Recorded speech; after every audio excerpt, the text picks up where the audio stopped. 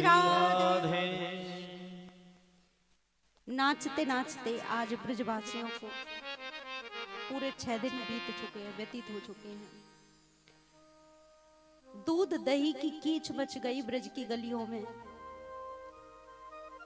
और आज सब ब्रजवासी बहुत आनंदित हैं। उस भाव का वर्णन कोई शब्दों में क्या कर सकता है। उड़ते गुलाल लाल भय बादल, आज आकाश को रंग भी बदल गया। आकाश में नीले पीले लाल गुलाबी तरह तरह के खुशी के बादल छा गए। आज सब लोग नाच रहे हैं और आज बड़े ही मगन हैं। सब लोग भूल गए कि कब दिन हुआ और कब रात्रि।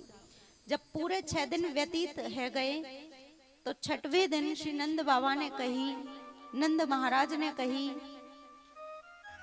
कि भैया ब्रजवासियों, मैं मथुरा को जाऊं और कंस को कर दे के आऊं, क्योंकि ब्रजवासी कंस को कर प्रदान कर देते थे। तो श्री नंद बाबा कर देवे को जा रहे हैं और जैसे कर दियो श्री नंद बाबा ने जाए करके मथुरा में कंस को, और जब चलवे लगे तो सामने से वसुदेव जी के दर्शन किए। मन में सोचा कि मैं मथुरा में आया हूं तो क्यों ना फिर मैं यहाँ वसुदेव जी से भी मिलता भयो चलूं। वसुदेव जी को देखते ही नंद बाबा ने हृदय से लगा लिया। अहो ते देव की पुत्र कंसेन बहवो हता, एका वशिष्ठ वरजा कन्या सापि दिवं गता। वसुदेव, बड़े कष्ट की बात है। नंद बाबा के क्या कह रहे हैं कि वसुदेव बड़े कष्ट की बात है। मोकू बड़ो कष्ट भयो जब मैंने ये सुना कि तुम्हारे 6 पुत्रों को मार दिया कंस ने। 7वें नंबर को बालक बलराम जी मेरे यहाँ गोकुल में हैं, सुरक्षित हैं। मैंने सुनियो है कि 8वें नंबर पे लाली भाई और देवी देवकी जी ने जो 8वें नंबर की कन्या को जन्म दियो, वह कन्या को हमने सुनी कि वह भी स्वर्ग में चली गई। लेकिन भैया बिल्कुल भी दुखी मत होना, धैर्य बंधा रहे हैं, धीरज बंधा रहे हैं, क्योंकि धीरज धर्म मित्र अरुणारी, आपतकाल परखिए चारी। हमारे अंदर कितना धैर्य है ये विपत्ति में पता चलता है। धीरज धर्म मित्र अरुणारी, आपतकाल परखिए चारी। हमारा कोई मित्र है और वह मित्र हमसे बहुत दिन बाद, बहुत बरस के बाद मिले तो अपने सुख की बात उससे बाद में कहो, पहले उसके दुख की बात पूछो कि तुम तो सुखी हो ना। अपने सुख दुख की बात बाद में कहो, पहले जो हमारा मित्र बहुत दिन के बाद हमें मिला है उससे दुख सुख की बात पूछनी चाहिए कि भैया तुम तो आनंद मंगल हो ना, तुम प्रसन्न तो हो। श्री नंद बाबा ने आज अपने सुख की बात नहीं कही कि मेरे यहाँ पे लाला भयो है, अपने सुख की बात का समाचार नहीं दिया वसुदेव जी को, बल्कि वसुदेव जी से कहा कि मोकू बड़ो कष्ट भयो जब मैंने सुनी कि 6 पुत्र आपके मारे गए कंस के द्वारा। 7वें नंबर को बालक मेरे यहाँ बलराम जी सुरक्षित हैं रोहिणी माता के पास, रोहिणी देवी के पास। 8वें नंबर की कन्या स्वर्ग को चली गई। लेकिन भैया मैं सत्य कहूं, मन में तनिक भी दुख नहीं मानना, दुखी मत भइयों। और सबसे बड़ी बात यह है कि एक पुत्र तो तुम्हारा मेरे घर है ही। रही बात दूसरे की, छोटे वाले की वाकू भी तुम अपनों ही समझ लियो। ये बात धैर्य बंधाने के लिए, धीरज के लिए कह रहे हैं, सुख पहुंचाने के लिए कह रहे हैं वसुदेव जी से नंद बाबा। लेकिन बात तो परम सत्य है। छोटा वाला किसका है? वह भी तो वसुदेव जी का ही है। प्रेम से बोलो जय श्री कृष्ण। श्री नंद बाबा और वसुदेव जी का मिलन, बहुत समय तक वार्ताएं की। फिर श्री वसुदेव जी महाराज कहवे लगे कि भैया अब आज्ञा मिले, नंद बाबा आज्ञा मांग रहे हैं। वसुदेव जी ने कहा कि ठीक है भैया, मोको ऐसा लगे कि कहीं ब्रज में कोई उत्पात खड़ो नहीं हो जाए, इसलिए आपको शीघ्र प्रस्थान करना चाहिए वृंदावन की ओर, गोकुल नगरिया की ओर। श्री कृष्ण की ओर जब चलने लगे श्री नंद बाबा, श्री कृष्ण की आने की खुशी में मथुरा से नंद बाबा ने बड़े सुंदर सुंदर खिलौने खरीदे हैं, सुंदर सुंदर आभूषण भी बनवाए हैं, चरणों की नूपुर है, हाथों के बड़े सुंदर कड़ूला हैं श्री कृष्ण के लिए। बड़े सुंदर सुंदर आभूषण मथुरा की नगरिया से खरीद करके श्री नंद महाराज आज प्रसन्न चित्त होकर के जैसे गोकुल में पहुंचे तो सब लोग बड़े आनंद में नाच रहे हैं। ठीक 6 दिन बीत चुके हैं, व्यतीत हो चुके हैं, लेकिन आज कंस के मन में बड़ी भारी चिंता है। मथुरा में कंस ने मन में विचार किया कि मेरे काल से कृष्ण का जन्म हो चुका है, उसे कहाँ ढूंढूं, कैसे मारूं, समझ नहीं आता। यहाँ उसने एक सभा को बुलाया और सभा में एक राक्षसी बैठी थी और वहीं पे बहुत से दैत्य राक्षस भी बैठे थे। एक राक्षस कहता है कि महाराज, विष्णु का वास वही है जहां सनातन धर्म है। और सनातन धर्म कहाँ है? ध्यान से सुनेंगे। सनातन धर्म कहाँ है? जहां गौ सेवा है, जहां ब्राह्मण सेवा है, जहां संत सेवा है, गुरु सेवा है, वही तो सनातन धर्म है। तो आज से एक काम करते हैं, एक कार्य करेंगे, संतों को, ब्राह्मणों को तकलीफ देना शुरू कर देते हैं, गायों को तकलीफ देना शुरू करेंगे और जहां भी हवन यज्ञ होगा वहां बंद करा देंगे कि आज से हवन करना बंद, यज्ञ करना बंद, और सनातन धर्म का विरोध करेंगे। तो तुम्हारा जो विष्णु काल है वह जहां भी छिपा होगा आएगा निकल करके हमसे लड़ने के लिए। तो बस एक बार आ जाए फिर वापस जीवित नहीं जा सकता। कंस ने कहा कि ये बात मुझे ठीक नहीं लगती। वहीं पर एक पूतना नाम की राक्षसी भी खड़ी थी। सज्जनों, प्रेम से बोलो जय श्री कृष्ण। और ये बहुत मायावी राक्षसी है, माया से कैसा भी रूप धारण कर सकती थी। इस राक्षसी ने कहा कि महाराज ये कार्य हमें सौंप दो, श्री कृष्ण को मारने के लिए हम जाएंगे। राक्षसी पूतना कहती है कि स्तनों में जहर लगाकर जाएंगे। 2 महीने के अंदर जितने भी बच्चों ने जन्म लिया है सबको जहर पिला पिला करके समाप्त कर देंगे। और जहां भी तुम्हारा काल श्री कृष्ण होगा वहां जाकर के हम जहर लगा दूध पिलाएंगे, स्तन पिलाएंगे, तो उसका भी राम नाम सत्य हो जाएगा। और इसने माया से सुंदर रूप धारण कर लिया। बड़ी मायावी राक्षसी है।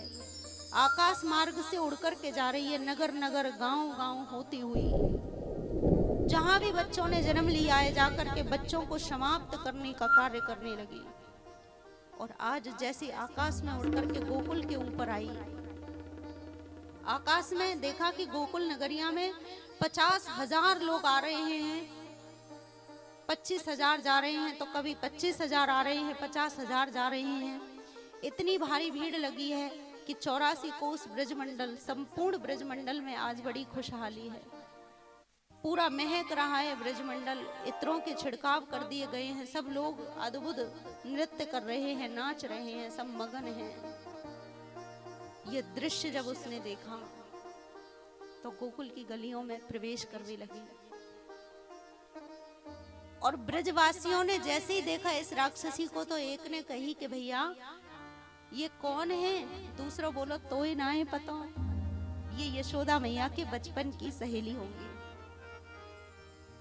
और ये मैया को बधाई देवे को आई होगी। यशोदा मैया की सहेली समझ करके सीधा रास्ता बता दिया कि किधर है यशोदा मैया, कहाँ है द्वार, किधर है महल। और सीधा प्रवेश किया इस राक्षसी ने। यशोदा मैया के चरणों में जाकर के प्रणाम किया, मैया प्रणाम करूं, चरणों में वंदन किया, प्रणाम किया। और जैसे ही प्रणाम किया तो मैया बड़ी प्रसन्न है गई कि अरे इतनी सुंदर गोपी कहाँ ते आई है, ऐसो सज धज करके, ऐसो श्रृंगार करके। बोली क्या बताऊं मैया, मेरे पति आशीर्वाद दे गए लाला को। मैंने सोची मैं क्यों वंचित रहूं, मैं भी आशीर्वाद देवे के लिए आई। मैया ने कही कि ये पता नहीं कौन के भाग्य से मेरे घर में नीलमणि जैसो लाला आयो है। ये लाला मेरो थोड़ा ही, आप सबके आशीर्वाद से ही तो आयो, खूब लाला को आशीर्वाद दो। क्योंकि ब्रजवासियों को लग रहा है कि श्री कृष्ण का प्राकट्य नंद के घर नहीं, हमारे ही घर में हुआ है। सब लोगों को ऐसा लग रहा है कि श्री कृष्ण हमारे ही घर में प्रकट होकर के पधारे। तो आज यशोदा मैया बड़ी प्रसन्न है कि खूब लाला को आशीर्वाद दो। लेकिन क्षमा करना बहन, मेरे पति देव गए हैं मथुरा को कर देने के लिए कंस को, और यहाँ अतिथि बहुत आए भये हैं। मैं अतिथि सत्कार कर लूं, क्योंकि अतिथि भगवान का रूप होता है। आप बुरा नहीं मानना, आप मेरे श्री कृष्ण को ध्यान रखियो। ऐसा कह करके यशोदा मैया बाहर की तरफ आई और अतिथि सत्कार में लग गई। श्री कृष्ण की अवस्था है मात्र आज 7 दिन की। प्रेम से बोलो जय श्री कृष्ण। श्री कृष्ण भगवान के सन्मुख जब ये गई राक्षसी पूतना, इसने जैसे ही घूंघट हटाया, पर्दा हटाया, मुखारविंद से ढक कर के आई थी।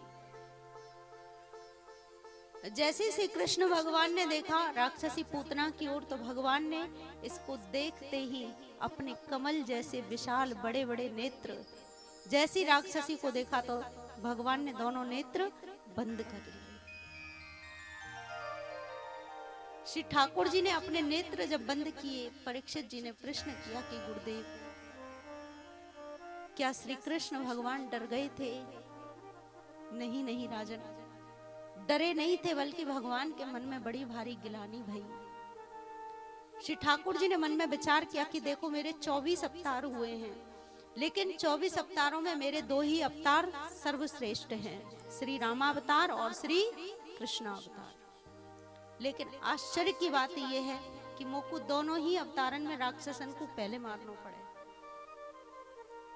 श्री राम जी ने पहले किसे मारा? ताड़का को। और हमारे श्री बाल कृष्ण भगवान ने किसे मोक्ष प्रदान किया? पहले राक्षसी पूतना। तो श्री ठाकुर जी ने नेत्र बंद करके मन में ऐसा विचार किया होगा, या फिर दूसरा कारण एक और बताते हैं संत जन। संत बड़ा सुंदर मार्मिक भाव बताते हैं। कुछ संत कहते हैं, भागवत जी में भी लिखा है कि भगवान ने नेत्र इसलिए बंद किए क्योंकि हमारे श्री बाल कृष्ण भगवान के नेत्रों में सूर्य और श्री चंद्रमा जी का निवास है। भगवान ने अपनी पलकों से मानो सूर्य और चंद्र को ढक लिया हो।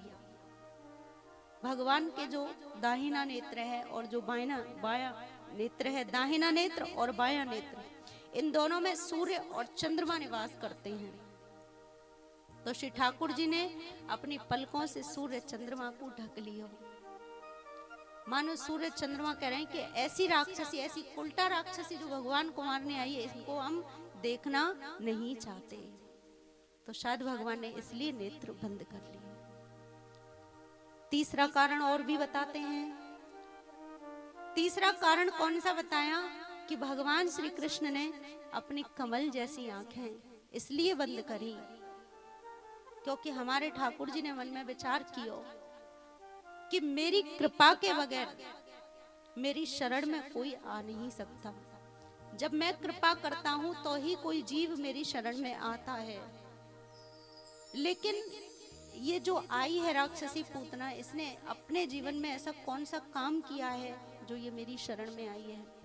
भगवान ने नेत्र बंद करके देखा कि इस जन्म में तो इसने अच्छा कार्य कोई किया ही नहीं। भगवान ने उसके फिर अगले जन्म को देखा। ठाकुर जी ने देखा कि अरे ये राक्षसी पूतना तो ये राजा बलि की पुत्री है जिनका नाम है रत्नमाला। और ये रत्नमाला जब श्री वामन भगवान का दर्शन प्राप्त किया इसने, तो मन में विचार करने लगी कि ऐसा सुंदर बालक यदि मेरा होता तो मैं गोदी में लेकर के वाकुलाड़ लड़ाती, स्तनपान करवाती, दूध पिलाती। लेकिन कुछ देर के बाद जब वामन भगवान ने विराट रूप धारण कर लिया और विराट रूप लेकर के भगवान ने 2 ही चरणों से त्रिलोकी को नाप लिया, तीसरा चरण रखने के लिए कुछ नहीं बचा राजा बलि के पास। तो रत्नमाला ने मन में विचार किया कि यह बालक बड़ा कपटी है, इसने हमारे पिता के साथ में छल किया है, ये छलने के लिए आया, ये तो छलिया है। यदि ऐसा पुत्र मेरा होता तो मैं जहर दे करके समाप्त कर देती। श्री ठाकुर जी ने मन में विचार किया कि ये इच्छा इसकी अवश्य पूर्ण होगी, क्योंकि ये मेरे भक्त राजा बलि की पुत्री है। क्योंकि जिस कुल में एक भक्त जन्म ले लेता है ना सज्जनों, जिस घर में बालक भक्त बन जाता है, जिस घर में एक व्यक्ति भक्त हो, तो वह 21 पीढ़ियों को तार देता है। 7 पीढ़ी ससुराल की, 7 पीढ़ी अपने परिवार की और 7 पीढ़ी अपने मामा जी की भी तार देता है। लेकिन किसी कुल में, किसी घर में यदि बेटी भक्त बन जाए, बेटा भक्त बन जाए तो 21 पीढ़ियां तर जाती हैं, और बेटी भक्त बन जाए तो लिखा है कि 100 पीढ़ियां तर जाती हैं। प्रेम से बोलो जय श्री कृष्ण। ऐसा शास्त्रों में लिखा है कि 100 पीढ़ियां तर जाती हैं। श्री कृष्ण भगवान ने अपने नेत्र बंद कर लिए और नेत्र बंद करके भगवान विचार करने लगे कि ये रत्नमाला है। चौथा